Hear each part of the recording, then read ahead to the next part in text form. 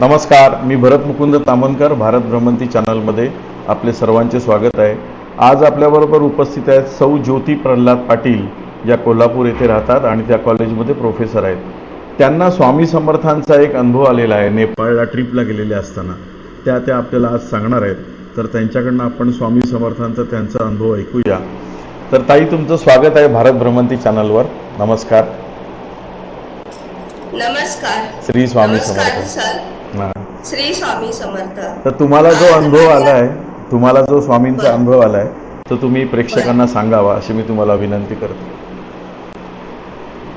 श्री स्वामी समर्थांना वंदून मी आज माझा अनुभव सादर करत आहे. तर आजच्या कार्यक्रमामध्ये एक नाही, मी दोन अनुभव सादर करणार आहेत. आणि पहिला जो अनुभव आहे तो पैशाशी निगडीत आहे. तो मला स्वामी समर्थांनी मदत केली ते आहे. आणि दुसरा जो अनुभव आहे तर काठमांडू च्या विमानतळावरून मला एव्हरेस्टचं दर्शन बघायचा होता. तर त्याच्यावेळी सुद्धा स्वामी समर्थांनी मला कशी मदत केली आज तुम्हाला सादर करणार आहे. तर हे सेवेकरांचे हे जे माझे अनुभव आहेत हे वेगळे आहेत. सर्वात पहिला मी तुम्हाला दाखवते. या चित्रामध्ये तुम्हाला दिसत असेल हा स्वामीचा ओरिजिनल फोटो आहे. तर हा फोटो मी नेहमी कुठेही परदेशी जाईल किंवा कुठेही ट्रिपला जाईल तर माझ्या बॅग मध्ये नेहमी असतो. मला असं फील होतं की माझ्या बरोबर स्वामी स्वतः प्रवासाला निघाल असं हे होतं. आणि स्वामींना मी आवर्जून सांगते की स्वामी माझ्या बरोबर तुम्ही प्रवासाला चला. आणि त्यांच्यावर जबाबदारी टाकते की तुम्ही माझी जबाबदारी घ्या. अशी जबाबदारी. हो. तर हा जो अनुभव आहे तो 2024 साली जून मध्ये मी नेपाळला जाण्याचा मला योग आला. तर नेपाळला जाण्याचे 3 गोष्टीसाठी मी गेलेले. एक तर मला काशी हे पशुपतीनाथाचं दर्शन घ्यायचं होतं. दुसरी गोष्ट मला लुंबिनी या गौतम बुद्धांचं जे जन्मस्थळ आहे ते बघायचं होतं. आणि तिसरी गोष्ट मला माउंट एव्हरेस्ट बघायचा होता. शेवटपर्यंत मला माहित नव्हतं की माउंट एव्हरेस्ट भारतामध्ये नाही, तो नेपाळमध्ये आहे. ज्यावेळी मी जायचं ठरवलं त्याच वेळा मला समजलं. तर मग साधारण मी जूनच्या पहिल्या वीक मध्ये मी मुंबई विमानतळावरून मी नेपाळला जाणारी फ्लाईट पकडली. आणि काठमांडू येथे मी जवळजवळ 4 तासाचं फ्लाईट होतं ते. आणि त्याच्यानंतर मी काठमांडू येथे पोहोचले मी. तर साधारण तिथं आणि ही जी माझी टूर होती ती SOTC या टूर कंपनीद्वारे मी एकटी जाणार होते. कारण माझं कॉलेज आणि टूर हे जे बाकीच्या कंपनीज आहेत त्यांचं मॅच होत नाही आहे. आणि एकटी माझ्या पतीला त्यावेळी काम होतं तर ते म्हणाले तुझं तू एकटी जाऊन ये. तर मग त्यावेळी काय केलं, काठमांडूला आम्ही उतरलो. मग तिथं कंपनीनं माझी एका 5 स्टार हॉटेलमध्ये सोय केलेली होती.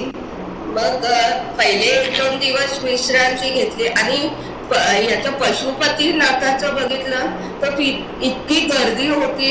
जवळजवळ 1-2 लाख भाविक होते. मी म्हटलं मला काही शक्य नाही एवढ्या गडबडीत. मी म्हटलं की आता 14-15व्या दिवशी ज्यावेळी मी इंडियामध्ये वापस जाणार त्यावेळी मी दर्शन घेईन. पण तोपर्यंत माझ्या ट्रॅव्हल कंपनीनं सांगितलं की जवळच एक हे आहे शॉपिंग सेंटर आहे. आता नेपाळ की आपल्या लोकरीचे कपडे, स्वेटर वगैरे सगळ्या गोष्टी आपण बघतो ना तिथं त्यांनी सांगितलं की असं गव्हर्नमेंटचं एक दुकान आहे तिथं शॉपिंगला जावा म्हणून. आता तुम्हाला माहित आहे सर की लेडीज म्हटल्यावर शॉपिंगची इतकी आवडते आपल्याला ते भानच राहत नाही. त्यावेळी मी इंडियामधून काय झालेलं करन्सी नेलेली होती की आणि तिथं कन्वर्ट करून घेतली मी. त्यावेळी साधारण माझ्याकडे 12,000 रुपये होते. आणि ज्यावेळी तुम्ही परदेशी इंटरनॅशनल लेवलवर जाता त्यावेळी आपलं जे इंडियातलं सिम कार्ड असतं ते सिम कार्ड चालत नाही. तुम्हाला तिथल्या कंट्रीचं सिम कार्ड घ्यावं लागतं. ते नेट वर सुरू होतं ते.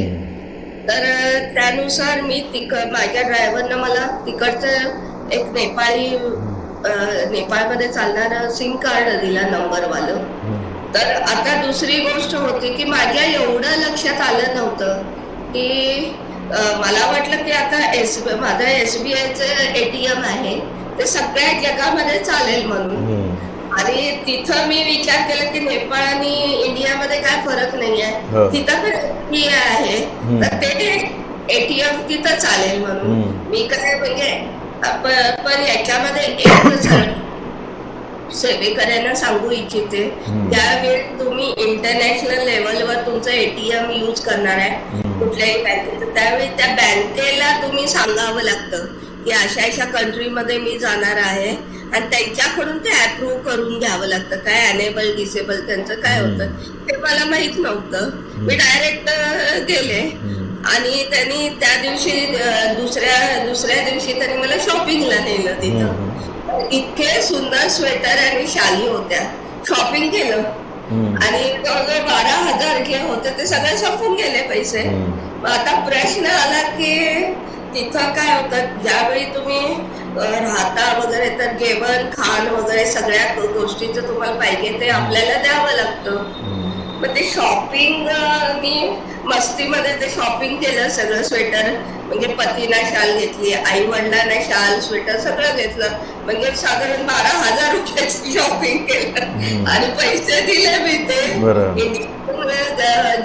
हे तुमचे करन्सी घेऊन गेलेली ती सगळी दिली मी.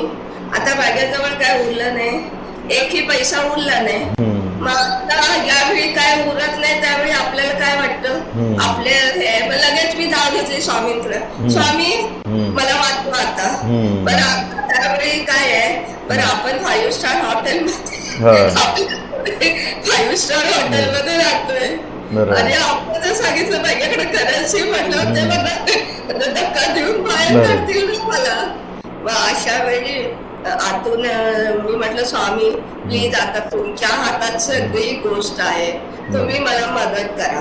कारण कसं आहे, आणि दुसरी गोष्ट काय होती, ते नेपाळी त्यांनी कार्ड भरलेलं होतं ना, त्याच्यामध्ये इंडियामध्ये माझ्या पतीनं फोन लागत नव्हता की बाबा मला पैसे पाठवा म्हणून. मग अशा वेळी यालाच तो नेपाळी माझा ड्रायव्हर होता, त्यालाच मी म्हटलं तुला काय करायचंय तू मदत कर. तर तो म्हणाला मॅडम थोडा शांती रखिये, सोचने दीजिये. मग त्यानं मला याच्यावर ठेवलं, कुठं मला परत माझ्या हॉटेलवर पोहोचवलं. मग तिथं हा फोटो होता. स्वामींना साकडं घालायला सारखं सुरुवात केलं, स्वामी मला यातून वाचवा प्लीज वाचवा, इथं कोणीही माझं नाहीये, तुम्हीच आता माझ्या माता पिता म्हणून स्वामींना साकडं घालायला मी सुरुवात केली.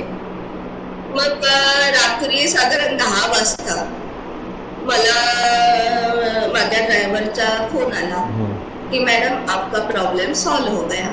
मग पहिल्यांदा तिथं सॉल्व हो गया म्हटलं, स्वामींचा समोर फोटो होता, लगेच मी नाचायला लागले, Swami thank you very much, thank you very much. म्हणजे इतका आनंद झाला. पण ते नंतर कसं झालं, सॉल्व झाला. तर त्याच्या आधी मी काय केलेलं होतं, हे ATM म्हणजे माझं आहे SBIचं, मी पैसे काढण्यासाठी तिथल्या 5-6 ATM मध्ये फिरले मी. तर त्या ATM मध्ये ते इनव्हॅलिड कॅशच यायची नाही. मी विचार केला का मग मला ATM मध्ये कॅश काय येत नाही आहे, इनव्हॅलिड काय आहे, हे तर इंटरनॅशनल लेवलवर आहे, SBI सगळीकडेच आहे.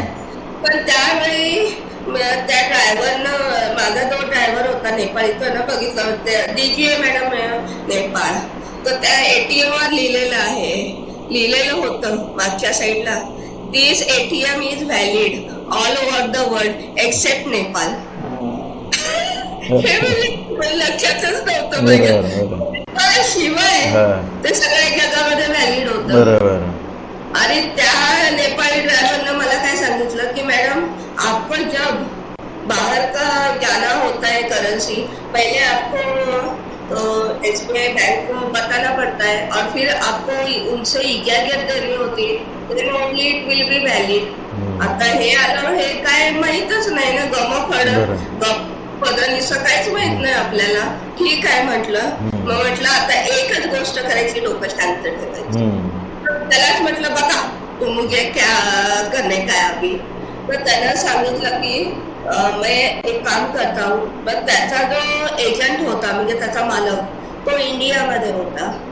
तर त्यानं तर मला सांगितलं, त्यानं आता व्हॉट्सअप चालू असतं ना त्यावेळी, तर त्यानं त्या इंडियातल्या त्याला माझ्या पतीला सांगायचं होतं की बाबा तुम्ही माझे पैसे संपलेले आहेत आणि तुम्ही मला पैसे पाठवा, ट्रान्सफर बरोबर. करा. मग ते कसं होतं, आता इंडियातली बँक आहे ना, इथं इंडियामध्ये माझ्या पतीनं भरणार पैसे आणि ते नेपाळला ट्रान्सफर झाले की ते लोक मला नेपाळी डॉलर्स मध्ये देणार ना. बरोबर. मग नेपाळी म्हणजे करन्सीच्या 1.5% हो. इंडियन करन्सीच्या 1.5% नेपाळी करन्सी आहे. बरोबर. मग एवढ्यात काय केलं माहित आहे, मी त्याच्या याच्यावरून व्हॉट्सअपवरून माझ्या पतीला कॉल केला की असं असं माझे पैसे संपलेले आहेत, कृपा करून तुम्हाला वाटत असेल की मी परत यावं तर माझ्या माझ्या अकाउंटला 30,000 रुपये झाला तो मी. तर ते माझे पती म्हणाले, डोक्याला हात लावून बसले. म्हटलं तुला प्रॉब्लेम झाला का, काय काळजी करू नको. तर मग तो जो एजंट म्हणजे त्याचा मालक होता, तर अशा वेळी काय होतं की ट्रान्सफर करायचे असतात त्यावेळी काय होतं, त्या माणसाचे एकतर इंडियामध्ये अकाउंट पाहिजे, दुसरं नेपाळमध्ये पाहिजे अकाउंट. मग त्या माणसानं मग माझ्या पतीने काय केलं माहित आहे, त्या माणसाच्या अकाउंटवर 20,000 रुपये भरले. बरोबर. आणि ते पैसे तो जो एजंट त्याचा मालक होता त्यानं नेपाळच्या अकाउंटवर ट्रान्सफर केले. मग दुसऱ्या दिवशी या जो माझा ड्रायव्हर होता नेपाळी, त्यानं ते पैसे हे केले म्हणजे घेतले आणि मला त्यानं हातामध्ये नेपाळी 30,000 रुपये आणून ठेवले. त्यावेळेला आम्ही कॉलेज घेतला, शॉपिंग हमको करने का हमको ये 30,000 रुपये दिए आपके पतीने. याच्यामध्ये सर्वात पहिलं ते जे 30,000 रुपये घेतले मी, ते पहिल्यांदा घेतलं माझ्या डोळ्यातनं पाणी यायला लागलं. म्हटलं स्वामी तुम्ही माझी भारतामध्ये सुद्धा घेता काळजी, मी इथं नेपाळमध्ये एकटी आली तिथं सुद्धा माझी तुम्ही काळजी घेला. तर म्हटलं तुम्ही कुठलेही देश बदलले तरी तुम्ही माझ्या हृदयामध्ये विराजमान आहात. हे स्वामींचा म्हणजे त्या नाहीतर तुम्ही विचार करा सर, तर त्या 5 स्टार हॉटेलमध्ये म्हटलं असतं की माझे पैसे संपले आणि तर मला आता पहिले म्हटलं असतं. ते स्वामीने हा पहिला अनुभव झाला. आता दुसरा जो माझा अनुभव सांगायचा आहे तो म्हणजे मला लहानपणापासून मी वाचत आलेली आहे की शेर्पा तेनसिंग असो, हिलेरी असो, सगळ्यांनी काय माउंट एव्हरेस्ट शिखर सर केलेलं. बरोबर. तर ते माउंट एव्हरेस्ट शिखर जे आहे ते निम्न भारत आहे म्हणजे नेपाळमधून काठमांडू साईडनं दिसतं ते. तर मग तिथं ऍक्च्युली एक स्पेशल टाईपची प्लेन आहे, प्लेन सेवा आहे, भारत सेवा आहे म्हणजे हे आहे प्लेन सेवा आहे. तर ते तुम्हाला काय म्हणजे त्या प्लेन सेवेमार्फत तुम्हाला सबंध हिमालयाची जी शिखरं आहेत ती दाखवून आणतात. आणि त्या काळी त्या सेवेचं जे होतं तिकीट 15,000 रुपये होतं. म्हणजे थोडक्यात काठमांडू पासून ते आता तुम्हाला माहित आहे की तिथं काठमांडू पासून साधारण 700-800 किलोमीटरवर लुकला एअरपोर्ट आहे. म्हणजे बेस कॅम्प एव्हरेस्ट मध्ये आहे आणि जे लोक एव्हरेस्ट एक्सपेडिशनला जातात ते त्या लुकला एअरपोर्ट वर उतरतात आणि त्या एअरपोर्ट मधून ते लोक शेर्पा लोकांना कलेक्ट करतात म्हणजे तिथून, आणि त्याच्यानंतर ते बेस कॅम्प नंतर एव्हरेस्टला एक्सपेडिशन करतात. मग असं त्याचं हे होतं. तर काठमांडू एअरप्लेन म्हणजे विमानतळापासून दोन टाईपच्या एअर सेवा आहेत. हम्म. एक यती आणि बुद्धा म्हणून. तर यातल्या काही निम्मे जे असतात ते त्यांना एव्हरेस्टला चढाई करायची असतात ते जातात, आणि माझ्यासारखे जे प्रवासी असतात ते नुसतं बघून एक्सपेडिशन दर्शनला जातात, म्हणजे एव्हरेस्ट दर्शनला. मग त्याच्यानुसार मी साधारण 10व्या-12व्या दिवशी माझं ते बरं एव्हरेस्ट दर्शनला जायचं होतं. मग त्याला कसं आहे, ज्यावेळी तुम्ही एव्हरेस्ट दर्शनला जाणार असता त्यावेळी साधारण 4:30 वाजता तुम्हाला विमानतळावर यावं लागतं, हम्म. आणि साधारण 5 वाजता तुमची फ्लाईट असते. मग त्याच्यानंतर काय होतं, साधारण 5 ते 6, 6:30-7 वाजेपर्यंत ते काय होतं, ते प्रवास करतं साधारण 700-800 किलोमीटर. आणि त्याच्यानंतर काय होतं, ते असं वेगवेगळे बर्फाची शिखरं दाखवतात असं. आणि ती हवाई सुंदरी किंवा हे असतात ते अनाउन्समेंट करतात, आपण वरून चाललेलो असतो आणि खाली हे शिखर आहे, ते दुसरं शिखर आहे, तिसरं शिखर आहे, असं दाखवतात ते. बरोबर. आणि मग काय करतात, एकदा या साईडनं करतात, नंतर ते विमान वळवतात, म्हणजे दुसऱ्या प्रवासी असतात त्यांना पण बघता हा. येतं. म्हणजे असा साधारण तो 1.5-2 तासाचा कार्यक्रम असतो. म्हणजे तुम्हाला माउंट एव्हरेस्ट आलेलं असतं, वरनं दिसतं, कारण ते कसं आहे वगैरे. मग तुम्ही त्या काचेतनं फोटोग्राफ्स वगैरे बघू काढू. शकता. आता मी विचार केला, माउंट एव्हरेस्ट सारखं आपल्याला त्याच्यावर चढाई तर करायची नाही, पण जगातलं एक उंच शिखर आपल्याला बघायचं आहे. मग त्याच्याप्रमाणे साधारण 4-4:30 वाजता मी उठून बसले, आणि उठून बसले आणि बरोबर माझा ड्रायव्हर आला आणि त्याने काठमांडू एअरपोर्टवर मला घेऊन गेला. तर मी बघितलं तर एका साईडला त्यांची लाईन होती की एव्हरेस्ट चढाई करणारे जे सर्व प्रवासी होते, आणि दुसऱ्या साईडला आमच्यासारखे एव्हरेस्ट दर्शनाला जाणारे प्रवासी होते. आता एव्हरेस्ट दर्शनाचा एक नियम आहे की 7-7:30 पर्यंत तुम्हाला ती शिखरं दिसली तर ठीक आहे. त्याच्यानंतर काय होतं, फॉग म्हणजे जसं धुकं हे होत यायला लागतं तसं तर ते एव्हरेस्ट दर्शन काय होतं, मग त्यामध्ये लपली जातात ती शिखरं. मग तुम्हाला 8-8:30 पर्यंत काय ती शिखरं मिळत नाहीत बघायला. मग नुसतं तुम्ही ती जागा बघून येता ना. एकदा धुक्याच्या आडमध्ये ती शिखरं गेली तर तुम्हाला कुठलेही ते डोंगर एव्हरेस्ट मिळत नाहीये. मग त्याच्यानुसार आमचं पहिलं जे विमान होतं ते यती एअरलाईनचं होतं, नेपाळ. मग त्यांनी आम्हाला आतमध्ये, आम्ही विमानतळावरून आतमध्ये येऊन बसलो. तर आतमध्ये येऊन बसलो तर त्यांनी वगैरे व्यवस्थित केले. तर अर्धा तास झालं तरी ते विमान, अर्धा तास झालं तरी ते विमान उडायला तयार नाही. मग त्यांनी उडायला तयार नाही, त्या एअर हॉस्टेसला आम्ही विचारलं हे विमान का उडत नाहीये. तर तिनं अनाउन्समेंट केली की त्या विमानामध्ये बिघाड झालेला आहे, त्यामुळे ते विमान हे करणार नाही, उड्डाण करणार नाही. मग अशा वेळी करणार नाही. मग अशा वेळी त्यांनी सांगितलं की दुसरं एक यती कंपनीचं विमान आहे, त्याच्यामध्ये तुम्हाला ट्रान्सफर करणार आहे.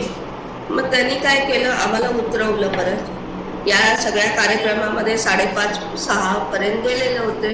मग त्यांनी दुसऱ्या यती कंपनीच्या विमानामध्ये आम्हाला बसवलं, आणि अजून एक 7-7:30 पर्यंत झाला तरी ते विमान उडायलाच तयार नाही. तर त्यांनी दुसऱ्या वेळी अनाउन्समेंट केली की या विमानामध्ये सुद्धा बिघाड आहे, तुम्हाला ते विमान ट्रान्सफर करा, दुसऱ्या विमानामध्ये ट्रान्सफर करायचंय. स्वामींना म्हटलं, स्वामी एवढ्या लांब मी एव्हरेस्ट दर्शनाला आले, माझ्या नशिबात आहे का नाही एव्हरेस्ट. मग त्यांनी तिसरं जे बुद्धा कंपनीचं जे विमान आहे ते आणलं. 7-7:30 मग आम्ही साधारण त्या विमानामध्ये चढलो. मग एकदाचं विमान सुरू झाले. मग सुरू झाल्यावर मी स्वामींना वंदन केलं, म्हटलं स्वामी तुमच्या कृपेनं आता सुरू तर प्रवास तर सुरू झालेला आहे. मग आता बघूया. मग साधारण 8 साडे एवढ्या याच्यामध्ये साधारण 8:30 पावणे 9 वाजले. मग त्यांनी एक एक बर्फाची शिखरं दाखवायला सुरुवात केली की बाबा हे कांचनगंगा आहे, हे दुसरं आहे वगैरे. आणि त्यांनी 9 वाजता साधारण एव्हरेस्ट, आता ते काय एव्हरेस्ट म्हणजे पुरा पसरलेला असं ते आहेच, रांगच आहे ना. आणि त्यांनी त्या वैमानिकाने अनाउन्समेंट केली की आता तुम्हाला खाली दिसतंय ते एव्हरेस्ट पीक आहे. मग एव्हरेस्ट पीक आहे म्हटल्यावर आम्ही खाली बघितलं, कुठं आहे कुठं एव्हरेस्ट कुठं आहे म्हटल्यावर बघितलं, दिसलंच नाही. आणि बघितलं तर ते सगळे आहे ते कव्हरिंग विथ फॉगनं कव्हर झालेलं होतं. आणि त्याच्यामध्ये कापसाचा जसा हे असतं पांढरा पांढरा सडा पडलेला तसा होता ते. म्हटलं स्वामी एवढ्या लांब मी एव्हरेस्ट दर्शनाला आले आणि हे फॉग सगळं हे झालेलं आहे. म्हटलं मग मला आयुष्यामध्ये मला एकच चान्स मिळणार आहे, याच्यामुळं मी परत येईन काही शंका वाटत नाही आहे. तर प्लीज मला एव्हरेस्ट बघायचे. असं जवळजवळ 5 ते 10 मिनिटं स्वामींना मी हे विनंती करत होते. तर मी त्या हे होती एअर हॉस्टेसलाही म्हटलं आता चान्सेस काय आहेत का. ती म्हणाली चान्सेस आता नाही आहे, कारण इट्स 9 म्हटलं. 9 नंतर फॉग वाढत जातं.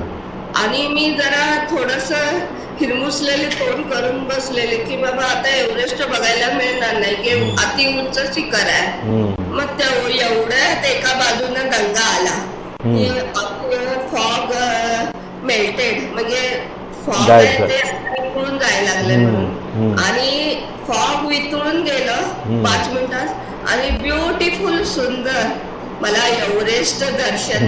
म्हणजे थोडक्यात काय स्वामींची कृपा अशी आहे की त्यांनी माउंट एव्हरेस्ट वर सुद्धा आलेलं ते धुकं होतं ते माझ्यासाठी वितळून टाकलं. आणि त्याचा मी फोटो घेतलेला आहे, मी तुम्हाला व्हॉट्सअपवर ते सगळं टाकेन मी. तर मग मी पट हे त्याचे फोटोग्राफ्स काढले. आणि मग धन्य मी स्वामींचे आभार खूप मानले माझ्या डोळ्यातनं. आणि माउंट एव्हरेस्ट तो माझ्या समोर असं मी विमानावरती आणि ते खाली बघून माझ्या डोळ्याचं पारणं फिटलं की बाबा सगळं असं म्हणजे एवढा मोठा 8,820 मीटर एवढा उंच तो पहाड बघितल्यावर म्हणजे इट्स मी शब्दात सांगू शकत नाहीये. एवढं माझ्या डोळ्यातनं अश्रुधारा पाहिजे. आणि त्या एव्हरेस्ट पेक्षा माझ्या मनामध्ये एक गोष्ट आली की स्वामींनी माझ्यासाठी ते धुकं हे केलं ना, मेल्ट केलं. त्यामुळे स्वामी कृपेनं म्हटलं ते एव्हरेस्ट उंच आहे ठीक आहे, स्वामी त्याच्याही पेक्षा तुमची कृपा मोठी आहे. त्याच्यामुळं मी स्वामींना हे केलं, म्हणजे बरं वंदन केलं. आणि त्याच्यानंतर साधारण 9, 9:30 पावणे 10 पर्यंत त्यांनी दाखवली सगळी बर्फाची शिखरं. आणि नंतर त्यांनी परत आम्हाला आणून काठमांडू याच्यावर सोडलं विमानतळावर. ते दिवस ते म्हणाले की रेस्ट घ्या तुम्ही. मग आल्यावर आपल्या हॉटेलमध्ये म्हणजे स्वामींना पहिलं मी ते फोटो हृदयाशी कवटाळून मी 2 तास बसले की मला असा अनुभव तुम्ही तिथं दिला स्वामी. हे जे 2 अनुभव आहेत इट इज मला खरोखर आलेले आहेत स्वामींचे. आणि दरवेळी तुम्हाला स्वप्नात येऊन किंवा याच्यामध्ये येऊन गरज नाही ना, तुम्हाला ते दरवेळी प्रचिती दाखवतात स्वामी की बाबा तू संकटात आहेस ना, मी तुझ्यासाठी हे करत आहे. मग ते हे मला त्यांनी दाखवून दिलं. आता बघूया दुसऱ्या कंट्रीलाही जाताना स्वामी पहिल्यांदा माझ्या बॅग मध्ये काय भरत असेल तर हा मला फोटो असं. मग त्यामुळे मी स्वामींना वंदन करून हे माझे 2 जे आहेत हे मी शेअर केलेले आहेत सर, तुमच्यासाठी मी शेअर केलेले आहेत खास अनुभव. आता मला तुम्ही परमिशन द्या की माऊलीच्या मी कविता करते. तर माऊलीसाठी एक 10 ओळीची कविता केली आहे मी. सेवेकऱ्यानो, हम्म. हे मी स्वतःहून जे विचार आलेले आहेत स्वामींच्या बद्दल ते मी कागदावर लिहिलेले आहेत. हम्म. तर तुम्हाला कसे वाटतात ते मेसेज मध्ये प्लीज सांगा हो मला. हो. तर स्वामींना वंदन करून मी माझी कविता सुरू करते. हम्म. जन्म दिला आई वडिलांनी, हम्म. जन्म दिला आई वडिलांनी, माऊलीने दिले आधार, माऊलीने दिला आधार. कसे विसरू सांगा स्वामी तुमचे हे उपकार, कसे विसरू सांगा स्वामी तुमचे हे उपकार. बंद झाले नयन माझे, बंद झाले नयन माझे, विश्वरूप पाहुनी तुमचे, विश्वरूप पाहुनी तुमचे. स्वामी असे तुम्ही तिन्ही जगाचा, स्वामी असे तुम्ही तिन्ही जगाचा, या मायबाप या सकल जनांचा, मायबाप या सकल जनांचा. धडपड असे ती या जीवाची, धडपड असे ती या जीवाची, आस असे फक्त स्वामी तुमच्या भेटीची, आस असे स्वामी फक्त तुमच्या भेटीची. जशी अंधाराला ओढ आहे प्रकाशाची, जशी अंधाराला ओढ आहे प्रकाशाची, तरी एकच मागणे मागते स्वामी, तरीही एकच मागतो हे मागणे, तरी एकच मागतो हे मागणे. कधीही सोडणार नाही चरण तुमचे, कधीही सोडणार नाही चरण तुमचे स्वामी, तुमचे चरण. मस्त, छान कविता. तुमचे दोन्ही अनुभव पण फार सुंदर आहेत स्वामींचे आलेले. आणि असे बऱ्याच लोकांना अनुभव येतात की स्वामींना आपण छोट्यात छोटी जरी गोष्ट सांगितली तरी स्वामी लगेच त्याची प्रचिती देतात की ते आपल्या पाठीशी उभे आहेत आणि ती आपली गोष्ट पूर्ण करतात. हा बऱ्याच जणांचा अनुभव आहे. तुम्ही तुमचे अनुभव शेअर केले माझ्याबरोबर, आपल्या सर्व प्रेक्षकांबरोबर, त्याच्याबद्दल मी तुमचा मनापासून आभारी आहे. आणि तुमची स्वामींवरची कविता पण फार सुंदर केली, तुम्ही मनापासून लिहिले आणि ती सर्वांना आवडेल अशी आपण आशा करूया. आणि अशाच प्रकारचे व्हिडिओ बघण्यासाठी बघत राहा भारत भ्रमंती. चॅनलला सबस्क्राईब करायला विसरू नका. भेटूया अशाच एखाद्या नवीन व्हिडिओमध्ये. तोपर्यंत श्री स्वामी समर्थ. श्री स्वामी समर्थ. भरत तामणकर सर, तुमचे मनापासून आभार. धन्यवाद. की मला तुम्ही हे माझे अनुभव हे करण्याची, प्रकट करण्याची संधी दिली त्याबद्दल. आम्हाला पण आवडतं असे अनुभव ऐकायला, कारण आपली पण स्वामींवरची निष्ठा तेवढी दृढ होते जेवढ्या वेळा आपण ऐकतो तेवढ्या वेळा दुसऱ्या लोकांचे पण अनुभव. तर तुमचा फार सुंदर अनुभव होता आणि ऐकून फार बरं वाटलं. लोकांना पण तो आवडेल. ज्यांना आवडेल त्यांनी कॉमेंटमध्ये नक्की लिहा की कसा वाटला अनुभव.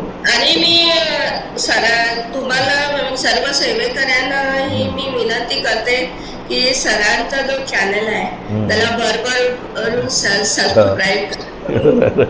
धन्यवाद. स्वामी समर्थ. धन्यवाद.